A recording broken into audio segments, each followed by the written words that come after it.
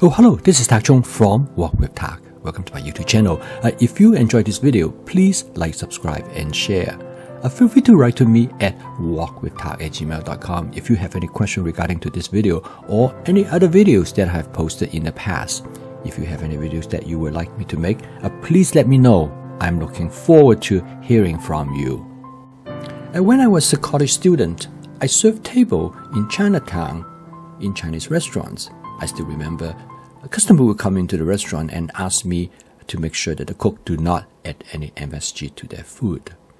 For many years, MSG has a very bad reputation.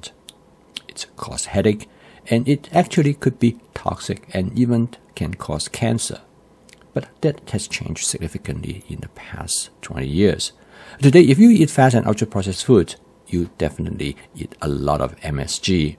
In fact, MSG is the number 3 flavoring agent next to salt and pepper. Understanding MSG is an important aspect in understanding how flavors are being constructed. And since the fast cooking system, flavor chasing is an important part of the system. In here, I would like to describe what is MSG and what is the role of MSG in the flavor of the food that we eat. Today, you can buy pure MSG and you can purchase it directly from Amazon. And MSG has now known to be has no harmful effect. MSG was discovered in Japan in 1908 by a Japanese chemist. His name is Kikuno Akita. Now he started to think about how to improve the flavor of food. He's looking for some sort of a chemical additive that will make food more tasty. At the time, Japanese food is rather flavorless, and his reasoning is that if he can find something that to improve the flavor of the food, a Japanese population will eat better, they will eat more food, and consequently, they will have better health. And he discovered every time when his wife ate seaweed, as well as fish flakes to the soup that she was making, the soup tastes better than otherwise. As a chemist, he decided that he would try to isolate this active substance. And he discovered, to his surprise, it's a very simple molecule, and he called it monosodium glutamate. This substance is actually related to the amino acid glutamic acid. And glutamic acid is found in proteins. So this monosodium glutamate actually are present in many different types of food ingredients, all the way from meat to vegetables.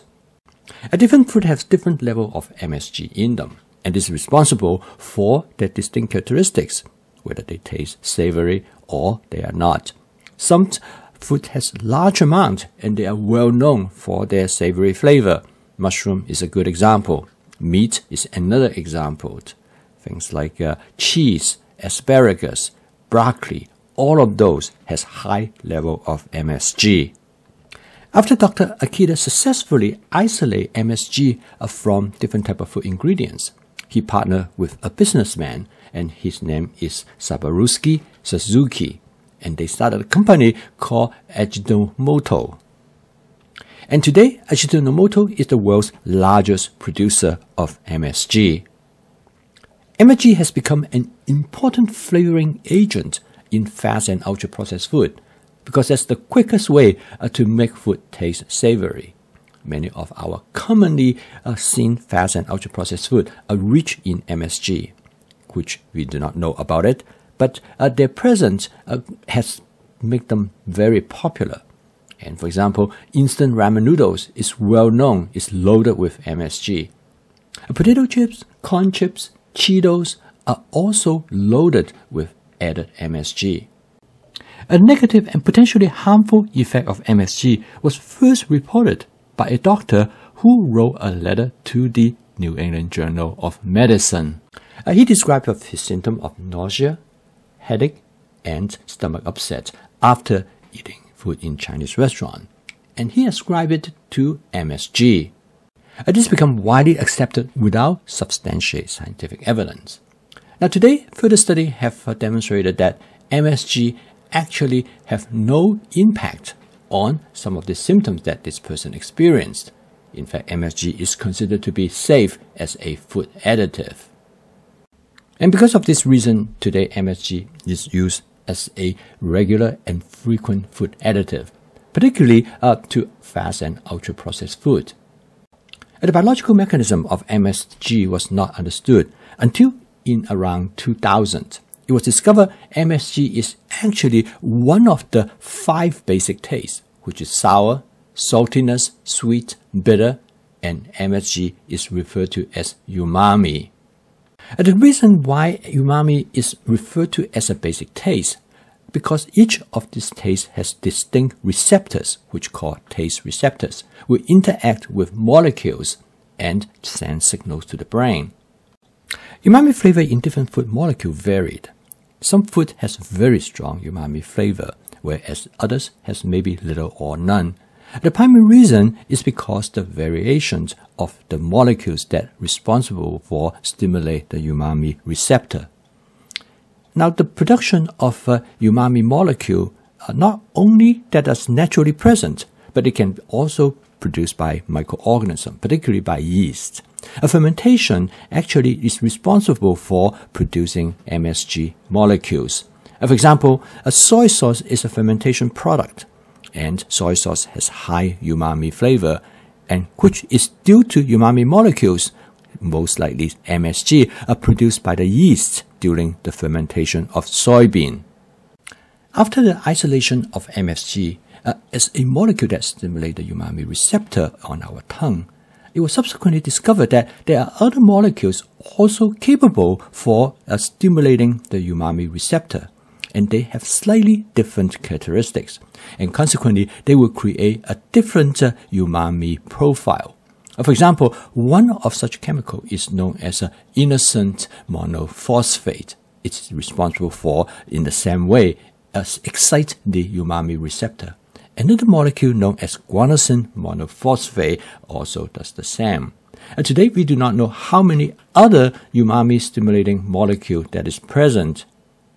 However, it will not be surprising at all. There might be a number of different umami-stimulating molecules, and each of them most likely will stimulate the umami receptor in a slightly different way.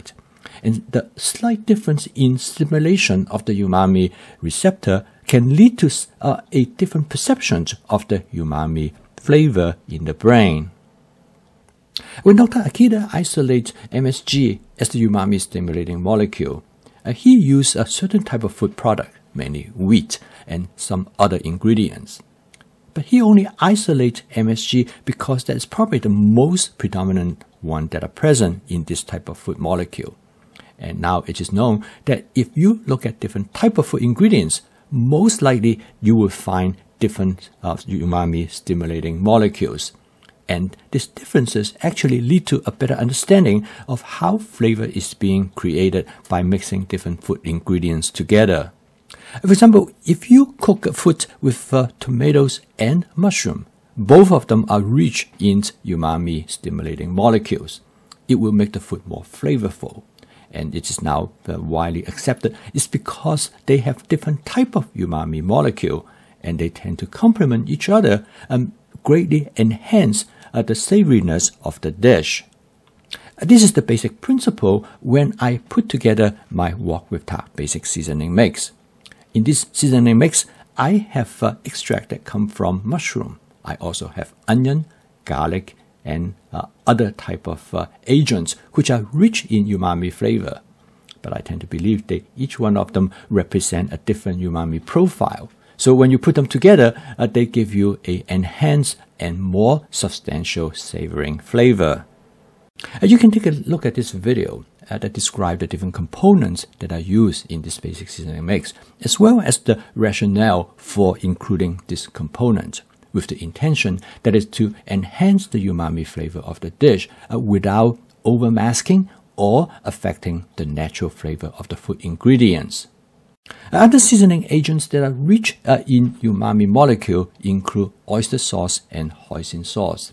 Now, both of these sauces contain molecules that are rich in umami flavor. The end result makes them highly suitable for stir frying, to make the dish more savory.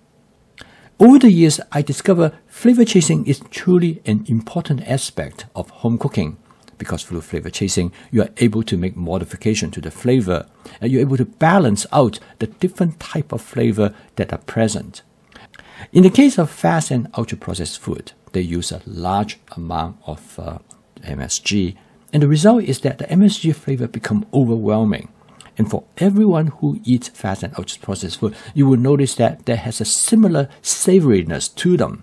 And after a while, they seem to be too simplistic, and they lack the sophistications if you cook a dish with different kind of vegetables and also use meat as a condiment.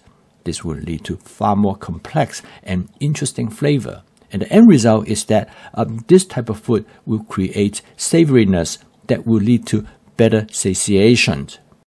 The understanding of umami and the use of MSG and how to create umami flavor in a dish using different type of sauces has greatly helped me to understand how I flavor my dish. It allowed me to be more creative, as well as I can now do it with a sense of intuition. I hope this understanding will help you as well to make you a better cook, so that you can create food that match exactly how you like it. I post a video each day to help you to make home cooking as part of your daily routine using my fast cooking system. This will help you to make home cooking practical, efficient, creative, and most importantly, pleasurable. If you'd like to learn more about this cooking system, please subscribe to this YouTube channel. So keep on cooking, and I will see you tomorrow.